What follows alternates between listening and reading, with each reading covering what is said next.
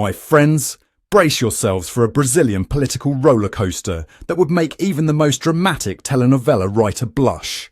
Meow, let's dive into the spiciest stories south of the equator. Former President Jair Bolsonaro, the man who went from leading one of the world's largest democracies to potentially trading his tailored suits for prison stripes, has been indicted for allegedly plotting a coup.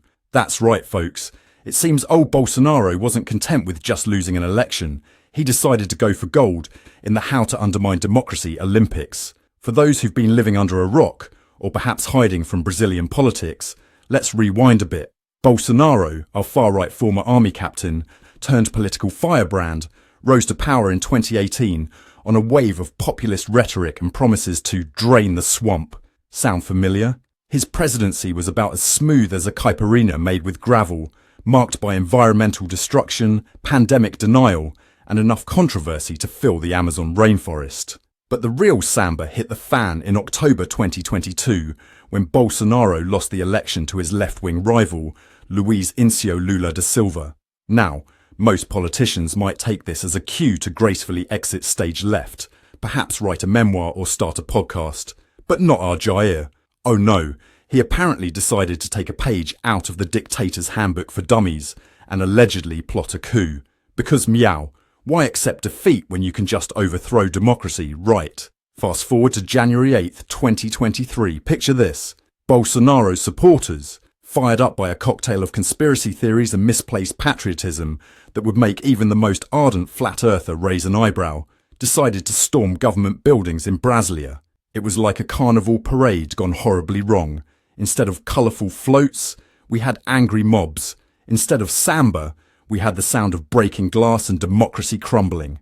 They attacked the Supreme Court, the Presidential Palace and Congress, apparently thinking that redecorating government buildings with chaos was an appropriate way to handle election disappointment. Spoiler alert, it's not. Now, after a 2-year investigation that probably felt longer than waiting for your order at a churrascaria during peak hours, Brazil's federal police have dropped a bombshell bigger than Copacabana Beach.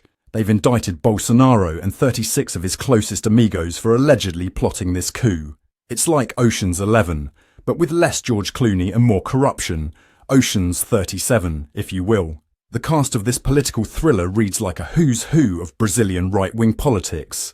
We've got General Walter Braga Netto, Bolsonaro's former running mate and defence minister, who apparently thought defend the nation meant defend Bolsonaro's ego. Then there's General Augusto Heleno, the former head of the Institutional Security Cabinet, who seems to have taken institutional security to mean institutionalised insecurity. It's a regular rogues gallery, folks. But wait, there's more.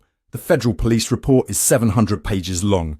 That's right, my friends. 700 pages of political intrigue, military scheming, and enough drama to make Shakespeare say, "Blimey, that's a bit much, innit?" It's like Game of Thrones, but with less dragons and more WhatsApp conspiracies. The evidence against Bolsonaro and his merry band of alleged coup plotters is more damning than a Brazilian steakhouse is to a vegetarian diet. We're talking wiretaps juicier than a ripe mango, financial records more suspicious than a cat claiming it didn't eat the canary, and enough witness testimonies to fill Marathon Stadium. One key piece of evidence? A draft decree found on the computer of Bolsonaro's former aide, detailing plans to interfere with the election results. Because meow, nothing says respect for democracy like a saved file titled Super Secret Coup Plans, Do Not Open. But here's where it gets really interesting, folks. The generals, it seems, decided that coup wasn't in their job description this time around. The plot allegedly failed because top brass like Generals Marco Antonio Freire Gomes and Carlos de Almeida Baptista refused to play along. It's like they read the script and said, "Nah, we'll pass on this one. We prefer our military coups to stay in the history books, thank you very much." Now, you might be wondering, what does this mean for Bolsonaro? Well, if convicted, he might find himself with a new title, Inmate Number 2024. The charges include everything from violent overthrow of a democratic state to participation in a criminal organisation. It's like he was speedrunning his way through Brazil's penal code. Meanwhile, the rest of the world is watching Brazil's political telenovela with a mix of popcorn and panic. Brazil's international reputation is taking more hits than a piñata at a kid's birthday party. And let's not even start on what this is doing to the economy. Brazil's financial markets are shaking more than a belly dancer with a caffeine addiction. The real is looking less real by the day, and investors are more skittish than a cat in a room full of rocking chairs.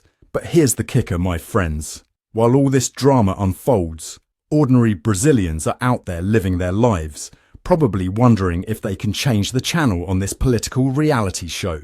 On the streets of Rio, the only thing hotter than the beaches is the political discourse. Some are calling for unity, others for justice, and a brave few are suggesting everyone just chill out and have a caipirinha, or 10. So, what's next in this Brazilian political soap opera? Well, that's up to Paulo Gonet, Brazil's Prosecutor-General, who now has to decide whether to bring formal charges. It's like he's the final judge on Brazilian Idol, but instead of deciding who gets a record deal, he's deciding who gets a court date. In the meantime, President Lula is dealing with more drama than a carnival queen with a wardrobe malfunction. Recent arrests related to an assassination plot against him prove that in Brazilian politics, the phrase over the top is less a criticism and more a job requirement. So there you have it, folks. Brazil's democracy is getting a stress test that would make a cardiologist nervous. Will Bolsonaro escape?